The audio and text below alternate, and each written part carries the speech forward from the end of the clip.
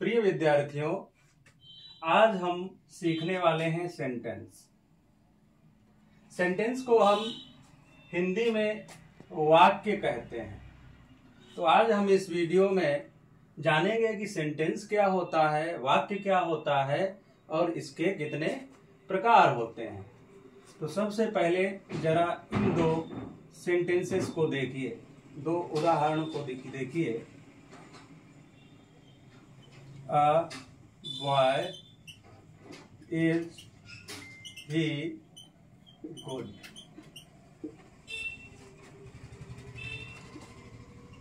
He is a good boy. जरा देखिए गौर से इन दोनों सेंटेंसेस को। पहला वाक्य भी शब्दों का समूह है, ग्रुप ऑफ वर्ड्स है, और दूसरा एग्जाम्पल भी शब्दों का समूह है, ग्रुप ऑफ वर्ड्स है। लेकिन इसका कोई अर्थ नहीं है और इसका अर्थ है ये अपने आप में कंप्लीट मीनिंग दे रहा है, इसलिए ये सेंटेंस है। ये सेंटेंस कभी नहीं हो सकता। क्यों नहीं हो सकता है? कि शब्दों का समूह जिसका अर्थ कंप्लीट हो उसी को हम वाक्य या सेंटेंस कहते हैं। अ ग्रुप ऑफ वर्ड्स इसकी डेफिनेशन होती है इसी तरह, a group of words which makes a complete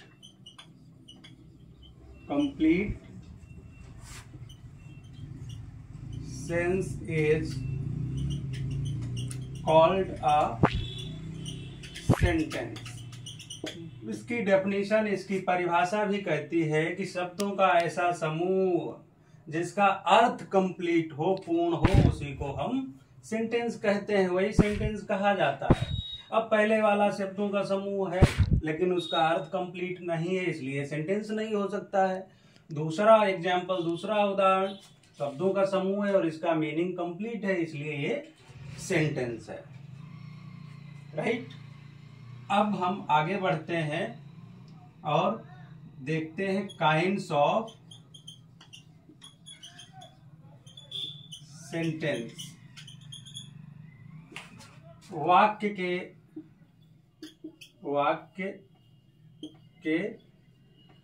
प्रकार, जिसे हम हिंदी में बोलते हैं वाक्य के प्रकार। अब सामान्यतः अंग्रेजी में जो होते हैं, देयर आर फोर काइंड्स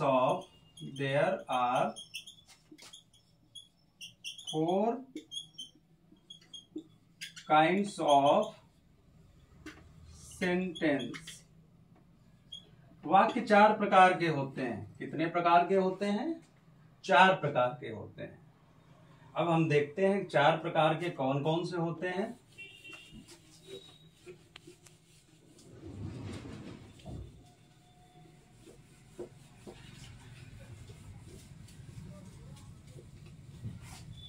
तो नंबर 1, ऐसे वाक्य जो कथन बनाते हैं जिन्हें हम बोलते हैं असर्टिव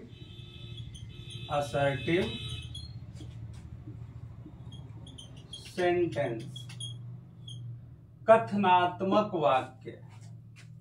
असर्टिव सेंटेंस की खास बात ये होती है कि ये कैपिटल लेटर से शुरू होता है और इसके लास्ट में हम फुल स्टॉप जरूर लगाते हैं। राइट। तो जैसे he is a good boy, अभी मैंने बताया था। they are not playing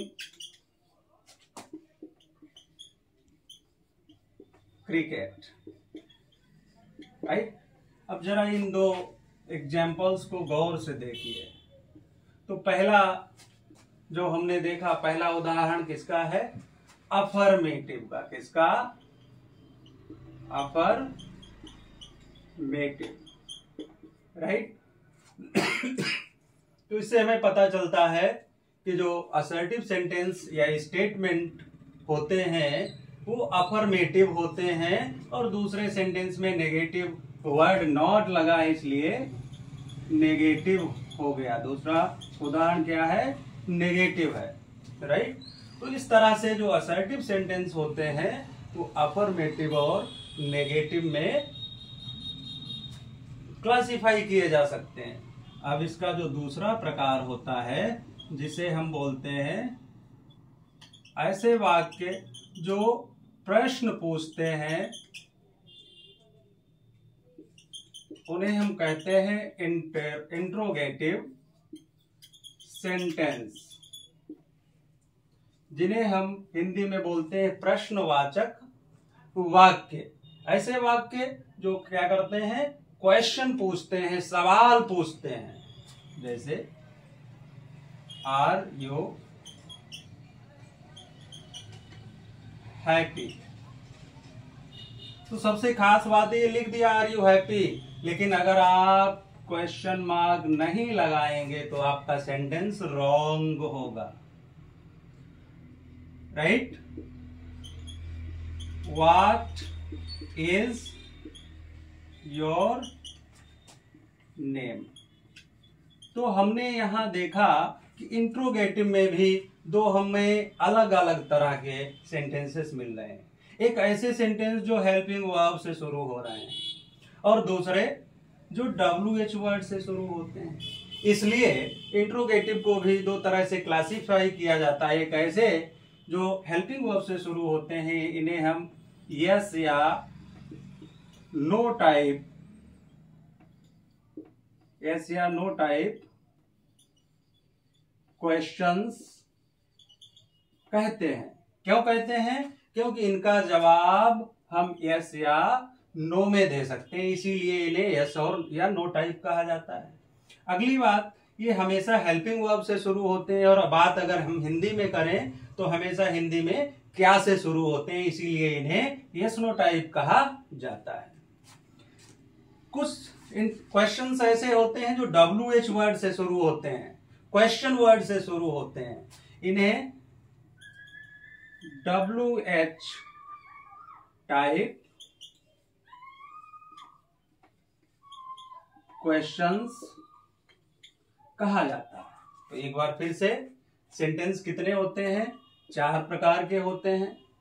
पहला होता है असर्टिव, जिसे हम कथनात्मक वाक्य बोलते हैं। असर्टिव दो तरह से क्लासिफाई किया जाता है, एक होता है अफर्मेटिव और दूसरा होता है नेगेटिव। खास बात क्या होती है, हमेशा एक कैपिटल लेटर से शुरू होते हैं, हमें इनके बाद एंड में फुल स्टॉप अवश्य लगाना होता है। नंबर 2, ऐसे वाक्य जो प्रश्न पूछते हैं, जिन्हें प्रश्नवाचक वाक्य कहा जाता है। ये भी दो तरह के होते हैं, एक तो हुए जो हेल्पिंग वर्ब से शुरू होते हैं और इन्हें यस नो टाइप क्वेश्चंस कहा जाता है। इसलिए कहा जाता है क्योंकि इनका जवाब यस या नो में दिया जा सकता है। दूसरे होते हैं WH टाइप क्वेश्चंस, जो हमेशा WH वर्ड से शुरू होते हैं। उम्मीद करता हूं आपके समझ में आया होगा। अब बढ़ते हैं अगले टाइप की तरफ।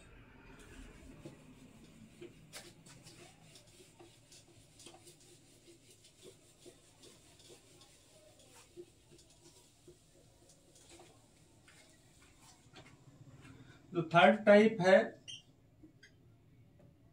उसे हम बोलते हैं इम्परेटिव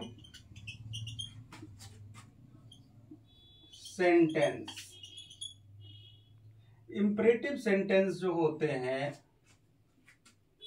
इन्हें हिंदी में आदेशात्मक वाक्य कहा जाता है। इनसे बोध होता है ऑर्डर, रिक्वेस्ट और कमांड इत्यादि का बोध होता है। जैसे हमने कहा give me your book,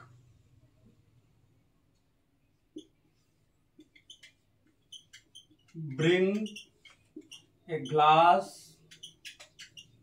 of water, एक और प्लीज हेल्प मी, राइट। तो जरा देखिए, इनमें सब में खास बात क्या है, ये वर्ब की फर्स्ट फॉर्म से शुरू होते हैं। जो इंपरेटिव सेंटेंस होते हैं, आदेशात्मक वाक्य होते हैं, इनसे बोध होता है ऑर्डर, रिक्वेस्ट और कमांड का। ये हमेशा वर्ब की फर्स्ट फॉर्म से शुरू होते हैं और फुल स्टॉप लगा होता है इनके अंत में, और इनमें सब्जेक्ट यू होता है जो अंडरस्टूड या दैट ऑलवेज रिमेन्स हिडन, जो हमेशा छिपा हुआ रहता है। सब्जेक्ट यू होता है और हमेशा छिपा रहता है, उसे लिखा नहीं जाता है, अंडरस्टूड होता है। जैसे give me your book means you give me your book, bring a glass of water means you bring a glass of water, please help me means you help me, right. Last and fourth, that is exclamatory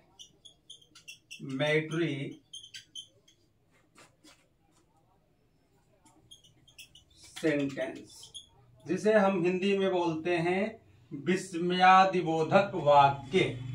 इनमें कोई अचानक से बात हो, वहां पर exclamatory sentence का use होता है।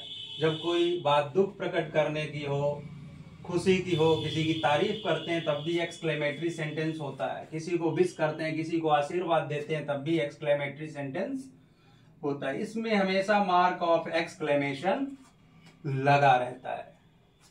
जैसे what a pleasant weather today is. Number 2, a loss, he is no more,